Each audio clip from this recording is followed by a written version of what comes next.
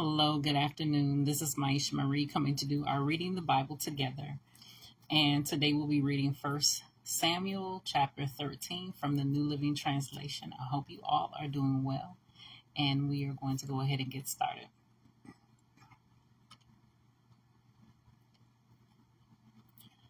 Saul was 30 years old when he became king, and he reigned for 42 years. Saul selected 3,000 special troops from the army of Israel and sent the rest of the men home.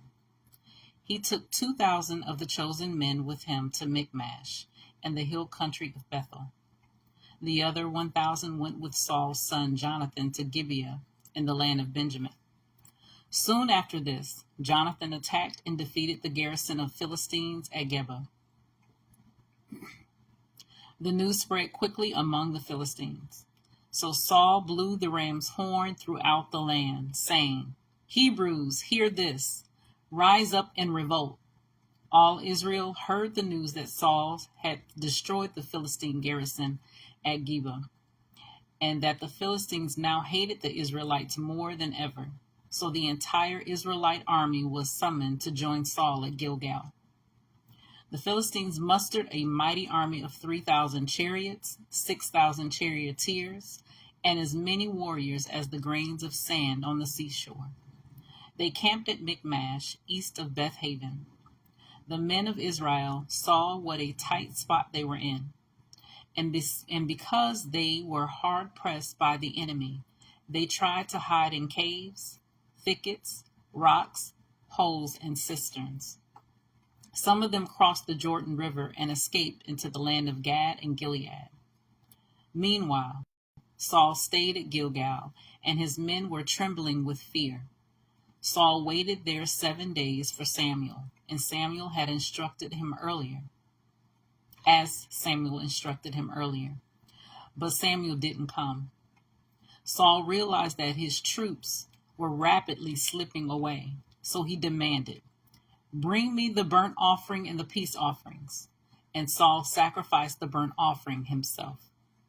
Just as Saul was finishing with the burnt offering, Samuel arrived. Saul went out to meet and welcome him, but Samuel said, "What is this you have done?"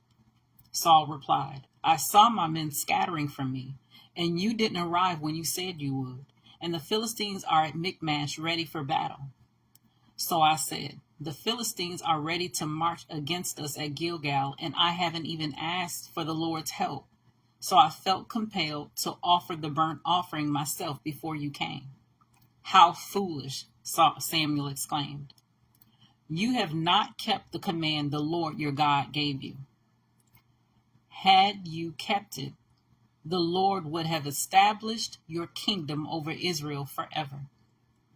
But now your kingdom must end, for the Lord has sought out a man after his own heart. The Lord has already appointed him to be the leader of his people because you have not kept the Lord's command."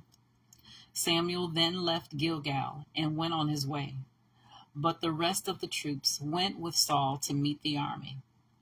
They went up from Gilgal to Gibeah in the land of Benjamin. When Saul counted the men who were still with him, he found only 600 were left. Saul and Jonathan and the troops with them were staying at Geba in the land of Benjamin.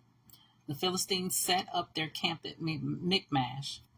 3 raiding parties soon left the camp of the Philistines. One went north toward Ophrah in the land of Shual. Another went west to Beth Horon, and the third moved toward the border above the valley of Zeboim, near the wilderness. There were no blacksmiths in the land of Israel in those days. The Philistines wouldn't allow them for fear they would make swords and spears for the Hebrews. So whenever the Israelites needed to sharpen their plowshares, picks, axes, or sickles, they had to take them to the Philistine blacksmith. The charges were as follows: 1/4 of an ounce of silver for sharpening a plowshare or a pick, and 1/8 of an ounce for sharpening an axe or making the point of an ox goad. So on the day of the battle, none of the people of Israel had a sword or spear, except for Saul and Jonathan. The pass at Michmash had meanwhile been secured by a contingent of the Philistine army. So that was 1 Samuel chapter 13 from the New Living Translation. And as always, continue to search the scriptures daily to see what is true. Allow Holy Spirit to illuminate the word into your heart, your mind, and soul, bringing knowledge, understanding, and wisdom, and most of all, revelation of who God is, his true nature, his character, and how much he truly, truly loves you. You guys take care. God bless. And until next time.